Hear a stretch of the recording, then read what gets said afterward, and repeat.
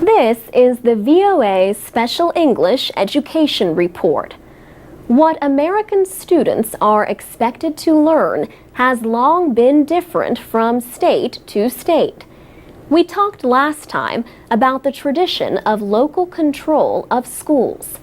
To some people, the lack of national academic standards is an important limit on federal powers. But others say all it does is limit American competitiveness in a world that is becoming more educated. Now, state governors and chief school officers are leading a movement toward what are known as the Common Core State Standards.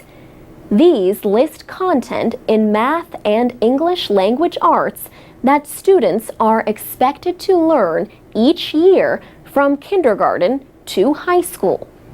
In the past year, most of the 50 states have adopted these standards.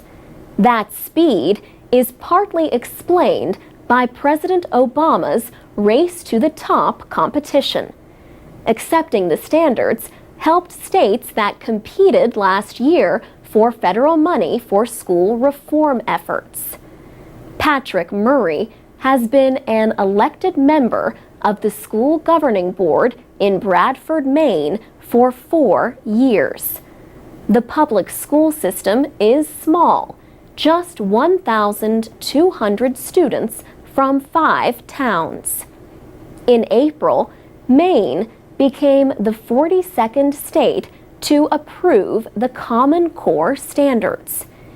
Mr. Murray says he does not trust supporters of these standards. They say this is a state-led effort, but he thinks the goal is national control of education. He says many states have adopted the Common Core standards only because they were offered federal money. My opinion is when you have federal mandates and federal money involved, it's no longer state-led.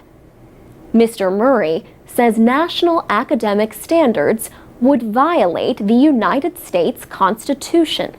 He believes the federal government should have no role in education. None. Patience Blythe disagrees. Ms. Blythe has taught for 5 years. She recently moved to Philadelphia, Pennsylvania. Before that, she was a science teacher in Texas, one of the few states not to adopt the Common Core standards. Ms. Blythe says national standards could improve the results of American students on international science tests. She says, not everything has to be a state issue. There could be a benefit from some more federal involvement in our education system, that we could address a lot of the inequalities that we have. She also disagrees with those who say the standards could limit the ability of teachers to be creative. The reality is, the standards give you keys and tools to understand what the objectives are. For VOA Special English, I'm Alex Villarreal.